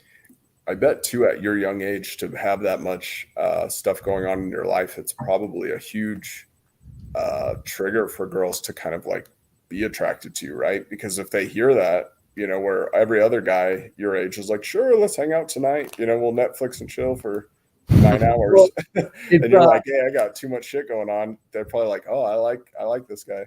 It's kind of fun. I feel like I said earlier, a lot of people mistake me for like 27, 28 years old. I'm 23. And I think a lot of the girls that are my age group are still kind of more immature and they still want this attention 24/7. So I'm almost like ahead of the curve. So like I really only attract like mature girls. And I think that does kind of come off in the dates and stuff. Like sometimes I'm like sitting there talking and it's like, what, like we're talking about like TV shows, like, all right, like I don't really care, I don't really know what to say about this, but you're like, I'm talking about Roth IRAs over here. Yeah. You need to link up with some 30-year-olds, bro. Yeah, I'm talking about like you know, like customer psychology or like client psychology and all this other stuff. And I like when I do bring up some of that deeper stuff, like they're kind of like, whoa, because like I can keep it fun, I can keep it casual, I can just keep, you know, teasing and stuff like that. But then like when I do show like a little bit of that, they are like, holy, like this cocky guy that's like funny and charming and like whatever. But then like, oh wow, he just hit me with like this in-depth knowledge, and then he went back to like whatever we were talking about before. It's like who is this guy? So like I definitely do get that vibe. But I think like I was saying earlier, like girls are immature too, just as guys are. So I think a lot of girls are needy as well, and they're looking for a guy to satisfy those needs. And since I am busy, I don't have time for that. So I think some girls they like it, but they're almost they almost get self-conscious because of it. That makes sense. Yeah, that makes sense. I could speak to that real quick too, because it's inherently needy to purposely ignore a text when you know you're not busy, just to make a girl curious of what you're doing. Like it reminds me of I don't know if you guys ever read the book Models by Mark Manson. He talks about this a lot, and he was saying like basically he calls it performance. Like when you're intentionally not texting a girl back because you read that in a pickup book, or you like a YouTuber told you, yeah, make her wait, be mysterious, and you're doing it because that's what you heard. You're thinking this will make her more attracted to me. It's not going to work because you're doing it out of pure neediness because you want her to approve of you. But if you genuinely do it because you are a busy guy and you have a life that you're building and you're working on, completely different energy, completely different vibe. So it's kind of like when your intentions are off, like you have to think about what you're doing, but also why you're doing it. Are you doing it because you want her approval? Or are you doing it because you genuinely have a busy lifestyle? And like Ryan said, I mean, even for me, I can't go out with a girl during the week. I'm way too busy. So there's only 1 or 2 days during the week where if we were to go out on a date, it would have to be one of those days. It can't be Monday through Friday, even Saturdays. I mean, I'm busy basically throughout the entire week. So it would have to be towards my schedule. And I think when a guy plays the game of, well, I'm just going to seem mysterious even though I'm playing like video games every day, that's not actually being busy, but you're putting the facade on of this mysterious, like suave, confident guy, but that's not who you are at all. You're faking it. So that's the biggest thing. It's like there really is no secret hack to being a mysterious guy. Like just have an interesting life, be confident in what you're doing, have a schedule, stick to that schedule, and get better as a man. I mean, I think the best dating advice is literally self-improvement. I mean, it kind of all stems from that.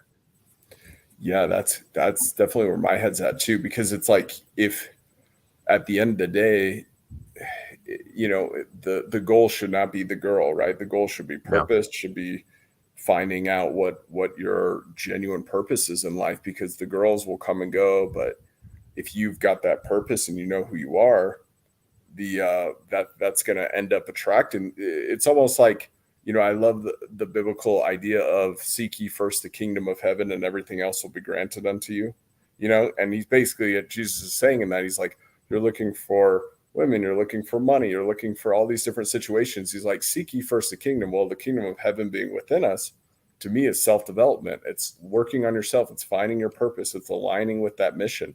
And as you do that, then women will be naturally interested in you. Then business people will come up to you and tell you, you got great integrity, let's do a deal, and blah, blah, blah.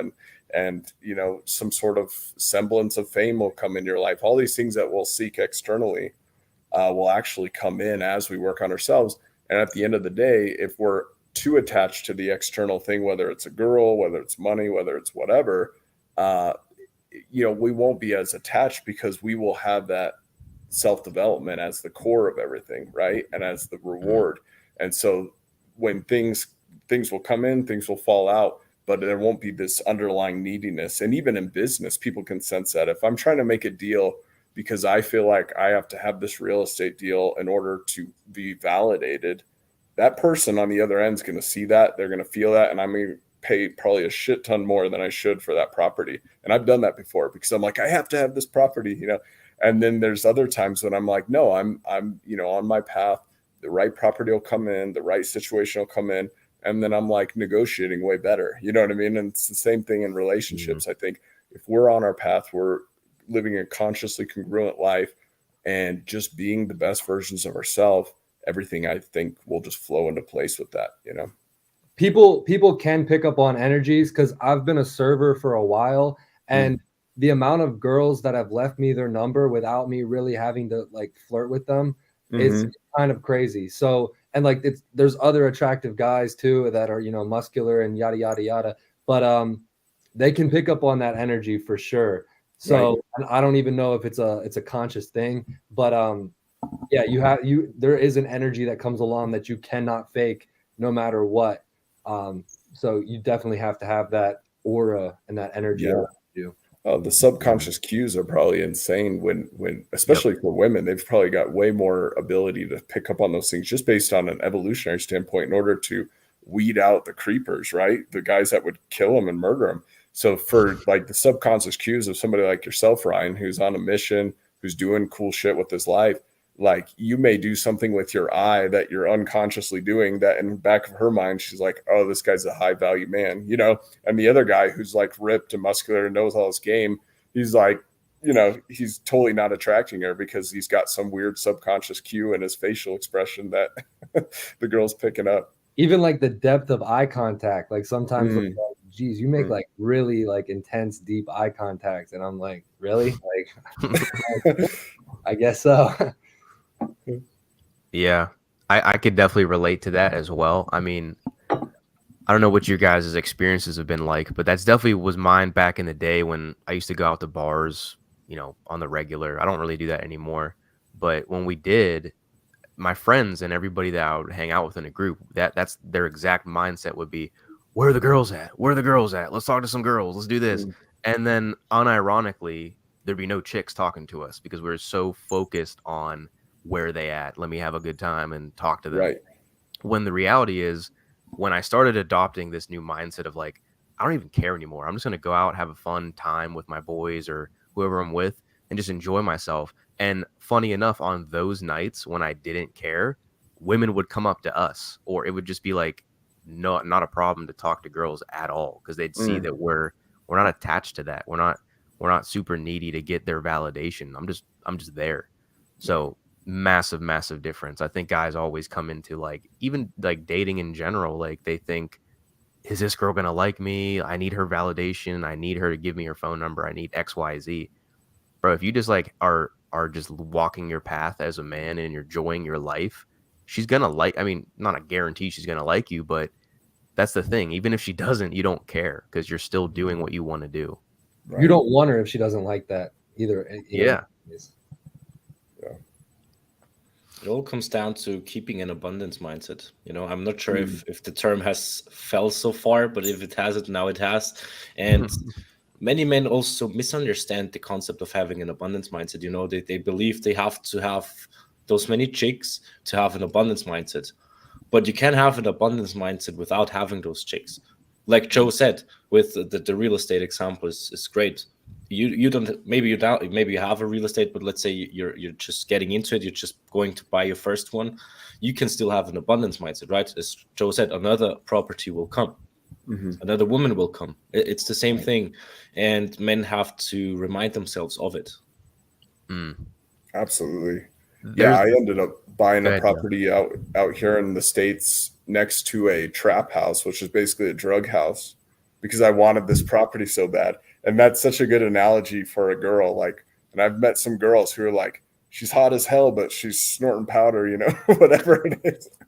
And then at the end of the day, you're like, God, what was I thinking? You know, you get stuck into some relationship you should not be in. So that metaphor of the duplex that I bought next to the trap house, if I see a girl that comes into my life, I'm like, this is that duplex, bro. Not really. I'm married, but just saying. Got to watch out for those trap houses, man. I'm about to start using that one. The trap house.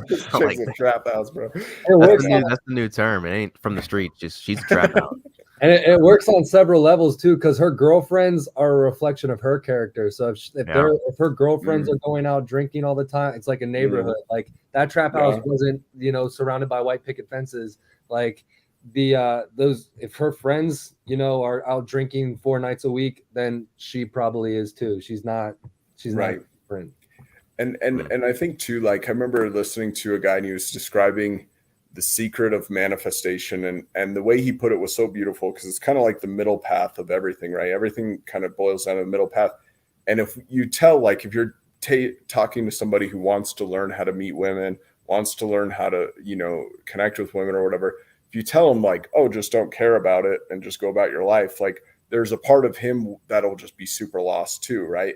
So the thing that they had said when you were manifesting something, they said you have to care about it, but not too much. And I thought that was such a good example, because you do have to have an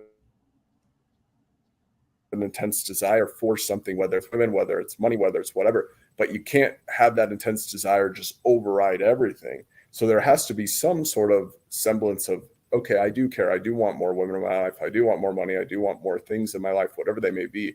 But you also have to have at that core of that, like, my connection to myself is more important than any of that, right? And so I care about those things, but not that much. So it's kind of that weird middle path there, where, you know, if you do get somebody in there that you're coaching and stuff, I mean, you don't want them to completely disregard his goal either. You know, you say, okay, these are the things you want, let's go after them, but let's keep that self-development at the core, you know. So that's actually a very interesting point that I think needs a lot more discussion in this space. It's something that I've been like trying to honestly figure out in my life personally for a while. And here's basically the way my brain conceptualizes this. There's the guys that just focus on their purpose, and they're completely like, they completely avoid women altogether. I guess they're called like MGTOW or something. Like they abandon women basically completely. And then there's the dudes that are like super into girls and they just focus on getting them, and they abandon their purpose. They don't have any other goals or aspirations. But there's these like two sides of the extreme. And I think both are negative in a way, because you're abandoning one thing, which you're not going to feel completely fulfilled if you don't have a little mix of everything. So I'm curious to see what you guys think about this, because I think that there's some dudes that will use purpose and their goals almost as like kind of a cope to not meet and like be social with people and be social with women and say, well, I'm on my purpose, whatever. But the reality is they do want to meet more women. They just maybe they don't feel comfortable doing it, or they're not experienced in doing so. So they just say, well, I'm on my purpose anyway. And it's like, that's kind of avoidant in a sense. So I'm wondering like what you guys think about that, because I do believe you need kind of everything. Like you need to be social, you need to be competent, you need to know how to start conversations, but obviously that core foundation of self-improvement, being on your purpose as a man, like that should be your foundation. So yeah, what are your guys' thoughts on that? Avoidant behavior is always a result of trauma. That goes both ways, you know. For the MGTOWs, avoiding women, the lone wolf Sigma male mentality, which I'm 100% against, that's based on trauma. And just chasing women is also based on trauma, because you're seeking that outside validation because you haven't gotten enough. Could be your child, your caregivers who didn't give you enough attention, but it all comes down to unhealed trauma. Bottom line, I think dudes are mostly afraid of rejection, and I think on like a biological level, we experience rejection as like almost like death. So it's understandable, but I agree. Like you need to be social. Like a lot of guys fall into the trap of like, oh, I need to be more rich, I need to be more jacked, I need to do this, and this, and then I can go start talking to women. But then they get there and then they're like, I need to be doing even more, and then like just they're afraid of facing that rejection. So I think, yeah, you should be social. Like even if you're overweight, it's like, yes, you need to be getting in shape, but like you can still be social, you can still talk to women, and when you're actually in shape, it'll be that much easier. Like you need to embrace rejection. You need to understand that it's not the end of the world, and it's part of the process. You are going to get rejected, and you need to understand that it's nothing personal, and you need to get comfortable with that idea and just sit with it. There's no way to avoid it. I get rejected. All of us, I'm sure, have been rejected before. So that's where you start experiencing true success, when you don't care about rejection. And that's where your purpose and your deeper mission in life come into play. Because it's like, oh, she rejected me. She couldn't see like we weren't a good fit, or she couldn't see like how great I am. Fine. Like, who cares? Like, there are plenty of women that will see that. And like, she's not my main priority in life anyways. I have this thing going on that I'm working on anyways. So it's really good point. Works out. And great points for both of you, because really what Manuel's saying about the traumatic response, I mean, that was brilliantly said. And then Ryan, you're basically explaining how you can go through rejection without taking it on traumatically, because you do feel good about yourself. And to me, the whole question kind of boils down to, like, I always look at like the story of the Buddha, you know, where he found the middle path, right? He went one way where he was rich and he had tons of women and he had tons of, you know, sensual experiences all the time. And then he went the complete opposite. He went the ascetic life, where he just sat under a tree and didn't eat and he fasted and blah, blah, blah. And that wasn't it either, right? But he eventually came around and found the middle path. He found, okay, some material experience is good, some spiritual experience is good. And having that combination in his life was kind of the realization there. But in the internet, the only things that go viral are extremes right now. So we get on one end of the spectrum, we got my 600-pound life, you know, where these people, like, we'll just talk about physical fitness right now, where like these people are so bad. I mean, on their diets, it's just insane. They're so overweight. And then on the other end of the spectrum, you get David Goggins, you know, who's like, he's already run, you know, 50 miles this morning, you know, before we're even finished the stream. So, you know, and neither one of them is probably the right way to live, right? But both of them are going to go viral. Both of them are going to pop up on our feed because extremes go viral in this world. So being able to sift through the extremes to find the truth is definitely a nuanced thing in this space, in all spaces. I mean, ultimately, you know, so, but yeah, I thought those were both brilliantly said by you guys. Men also need to understand that they can have the best of both worlds, right? Because I used to think like that as well, especially when it comes to being financially successful and building a family. I thought, okay, when I want to build a family, I need to give up that financial success. And that, again, of course, comes down to your definition of financial success, right? And again, this goes back to those extremes. You know, you have Andrew Tate, 27 sports cars, 7 villas, and millions of dollars. But ask yourself, do you really need that much? Do you really need 27 sports cars? Right. Like, because that was my definition of being financially successful, right? And that will definitely interfere with having a family, because those are two extremes again. But if you compromise a little bit on both, you can have the best of both worlds. Because ask yourself, you know, truly dig deep onto the surface. What do you actually desire out of life? Do you just follow the flow? Do you just follow the materialism? Do you think that this will help you become more fulfilled in life? you have to go on, like you have to dig deep really and ask yourself, okay, what do I really want of life? Yeah. Very true. I like that. Yeah, I mean, it comes down to, I think, um, having intention and knowing why you're doing something. I mean, I feel like I said that earlier in the stream, but it's just so true. Like with really anything you're doing, what is the reason? Like, why do you want X amount of money? Why do you want a girlfriend? Why do you want, the kind of lifestyle you're living or you want to live, you aspire to live? Why is that important? I don't think enough guys ask themselves that question. Why do you want your goals? Why do you want to be in shape? Why do you want anything that you desire in your life? And I think if you can answer that honestly and you can answer it with a compelling reason, then the ability to get there becomes a lot more clear. You're like, okay, well, I want to be in shape because I want to have an active lifestyle. When my kids and my grandkids are older, I could play with them and be active with them as well. That is like a strong reason to be in good shape and to live a healthy life. If you're just like, I want to be in shape because I want six packs and I want to go to the beach, take my shirt off to track girls. Okay, cool. But that might not lead you the discipline you need to sustain that long term. So knowing your why attached to your goals and everything really that you want in your life is like it's very critical. And intention means to stretch. So Yeah. like by definition, stretching is like uncomfortable. So you need to go outside of your comfort zone. You need to eat like everything in your comfort zone is familiar. And what's familiar has gotten you exactly where you are. So you need to go outside of your comfort zone if you want to improve your life. Right. Yeah, exactly. Absolutely. And it's funny when I have people set up their goals on my coaching program, I'll have them like go to two different areas. So it's like the real deep whys, like why do you want to get into shape? Well, I want to walk my daughter down the aisle, in the future. I don't want to be dead at 50 or whatever. I want to be an example, a light to the rest of the world, blah, blah, blah.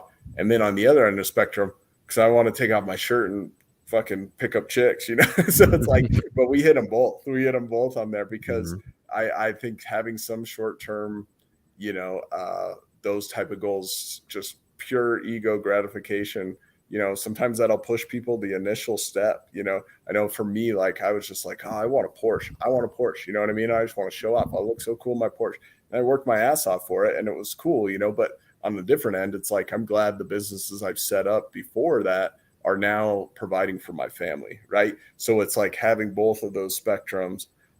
So having a little ego, because if it's just pure, Mother Teresa type vibes, I think, most guys won't kind of stick into that. And then on the other end of the spectrum, if it's purely just ego, you're not going to have the longevity either. So again, that middle path, tried and true, I guess.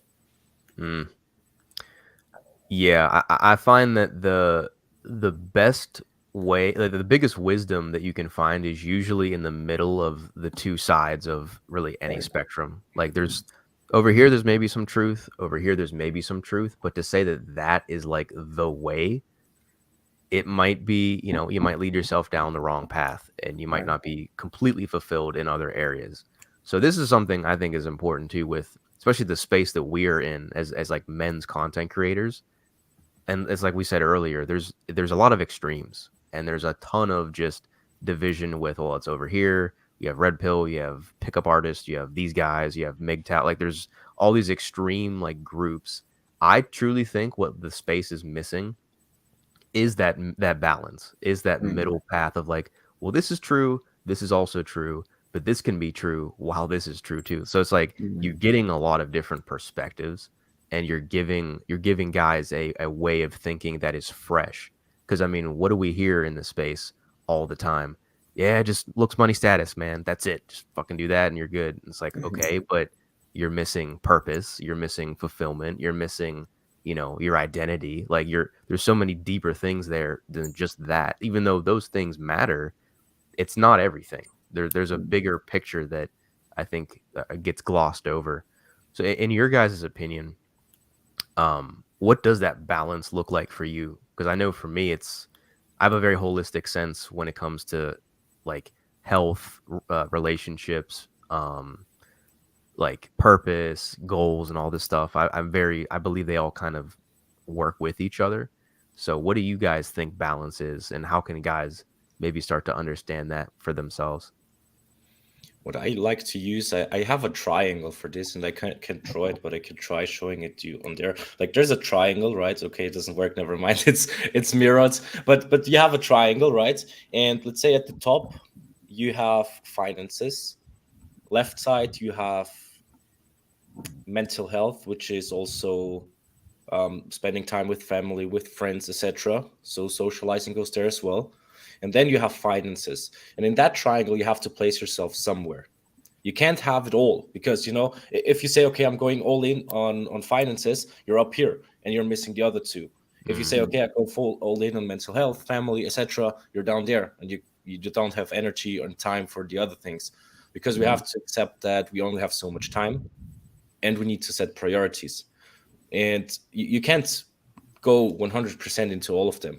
So you need to place yourself somewhere. Let's say, okay, I prioritize my finances and my mental health. Then you're in the middle of them, okay, 50-50. But then that means you can't spend so much time into the other things.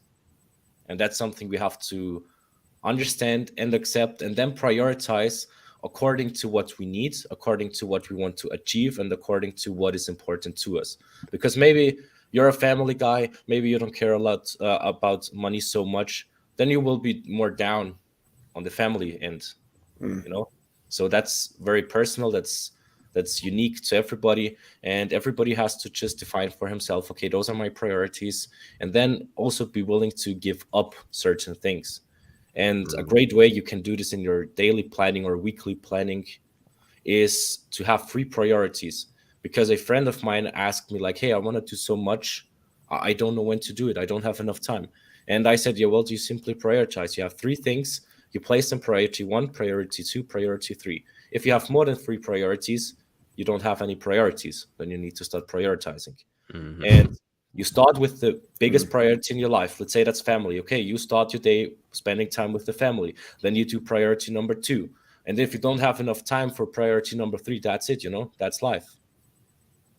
I like what he said. Yeah, you have to focus on one thing at a time, kind of. I mean, have the other stuff in the background, and sure, like if you have like free time or whatever, you can go into that. But when I was a teenager, I was in the gym. I was always in the gym. And when I came to college, I was just as big as like the seniors, and I was stronger than a lot of them too. So like I put so much time. I wasn't thinking about, building a business or anything else. I was trying to get girls. Like I started like with what Joe said. I wanted to, attract girls.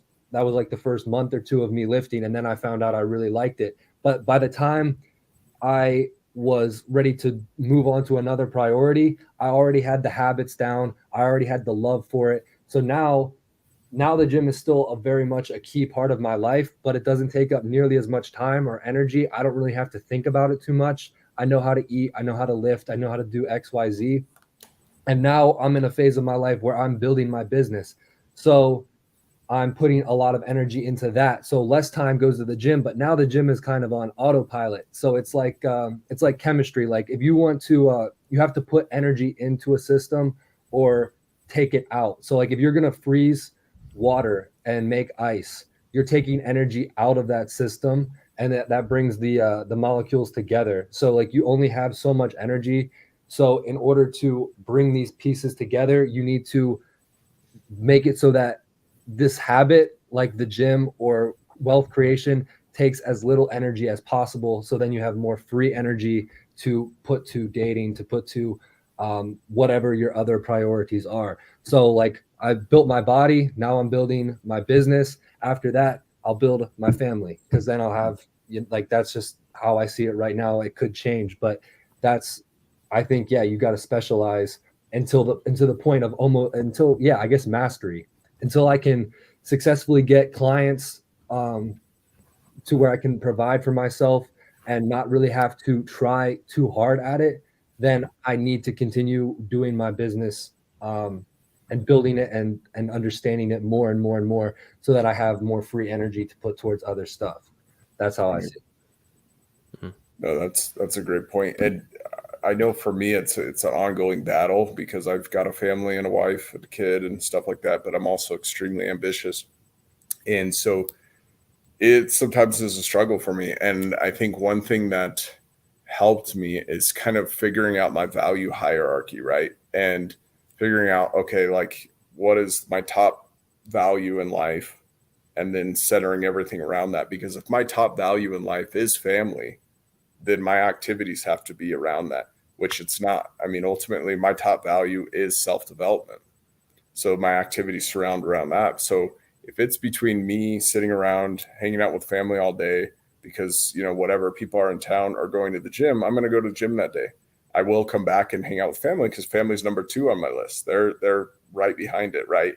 And then business and finances are number 3. So it's like putting those 3 in order help me. But I know in your situation right now, Ryan, where you're young and stuff and you don't really have like a family that you're building up or whatever, finances are probably going to be higher. Physical fitness is going to be higher than that because, you know, so a lot of it depends on timing, but it's a really nuanced thing because I always have people sit down and talk about their value structure, but do it in such a mindset where they're in the good mindset, because depending on our mental state, our value structure will change. Because if I'm feeling really down or depressed or whatever, maybe my top value is family, right? Or if I'm feeling really high and elevated, my top value is self-gratification or ego gratification, you know? So trying to find a really balanced state to write down my value hierarchy, because my states are going to change throughout the day depending on where my mental state is at that moment. But if I have that already written down and I know, okay, number 1 value is self-development, even though I don't feel like doing anything for myself, then I can organize those activities and have a more balance with that. Or number 2 is family, but I feel like hanging out with my buddies right now. No, you know, I know that number 2 is family. So I know I'm going to go hang out with my family right now because that's more important, you know? So having that value hierarchy and creating that when you're in a really clear mental state, I think is super important, because if not, it'll jump around all throughout the day as our mental states change.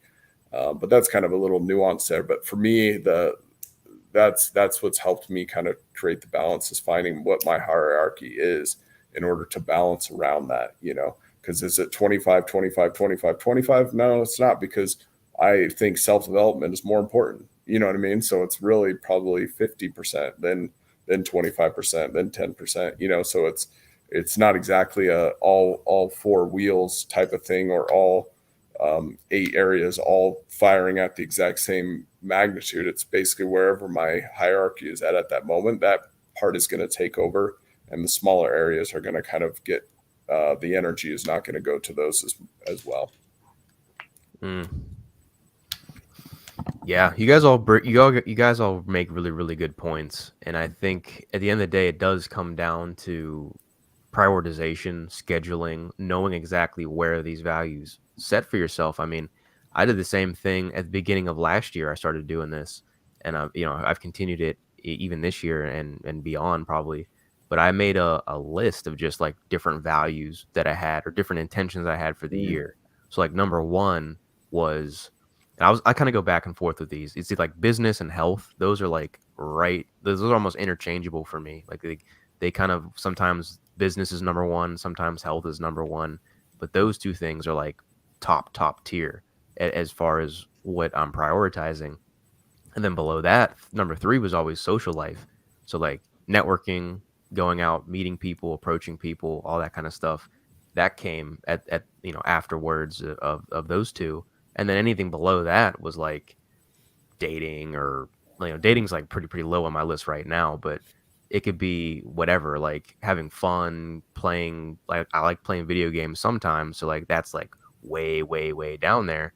But I think it comes down to just knowing what your priorities are and kind of scheduling your life around that, because at the end of the day, what is a schedule? It's a schedule of your priorities. So if you know what those are, then you have the ability to be like, all right, Monday I'm going to the gym, Tuesday I'm doing this, or you know exactly how to set your life up. So, and I think it comes back to what I said earlier in the stream, knowing yourself, like having that awareness of knowing what does that look like for you, because every guy's, I think, is going to be different than the next guy's. True.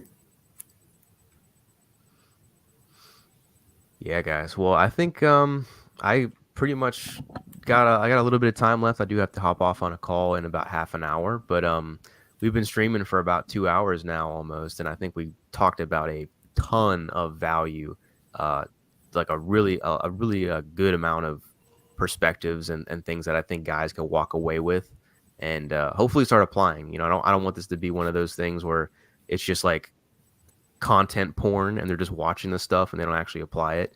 This is stuff that you literally can do to start changing your life. And I truly think if guys take this seriously, they can go apply this and start to see some results. Like not instantly, obviously, but within a few months, you'll notice a big difference. So I just want to thank you guys for hopping on. This was an awesome live stream. I definitely want to do this again. I think we should make this more of a regular thing because it was awesome conversation. Yeah. So yeah, did you guys have any like last statements or closing thoughts you wanted to get out there? Just want to add that we can definitely do them maybe once a week, maybe twice a week, depending on what works for your schedule. I'm honestly saying that weekly works for me perfectly fine. Maybe like when we do it weekly, we also don't need to do them that long, right? Yeah.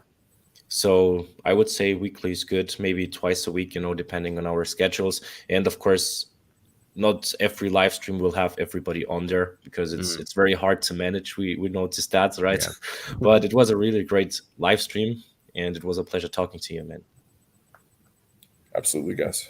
Yeah, same here. I'm definitely interested. I'm also interested to, one-on-one going live with you guys at any point. If you guys ever want to do that, just cross-pollinate followers. And because I know they'll let a couple, like we could have this group as a live right now, because I think that they allow up to 4, but something to think about at some point too, just for, touching on these topics for the Instagram live people as well, but I'm open to it. And I love all the stuff I'm listening from you guys.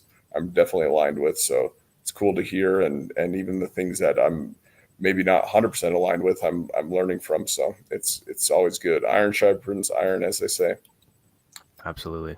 I really enjoy the conversations. Definitely be doing this again. And it's not just for the other people. Like I learned stuff from you guys today too. And like what you said, like if you apply this stuff, like you can be ahead of a lot of people or a lot of dudes in 6 months. Like it's really not that hard if you just stick to it and take action every day.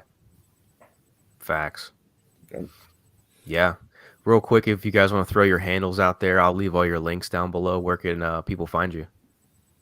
Holistic Manhood on every channel. Instagram, TikTok, Twitter, everywhere. Coach Ryan, Masculinity. And then I am Mental Health Fitness Dad on Instagram.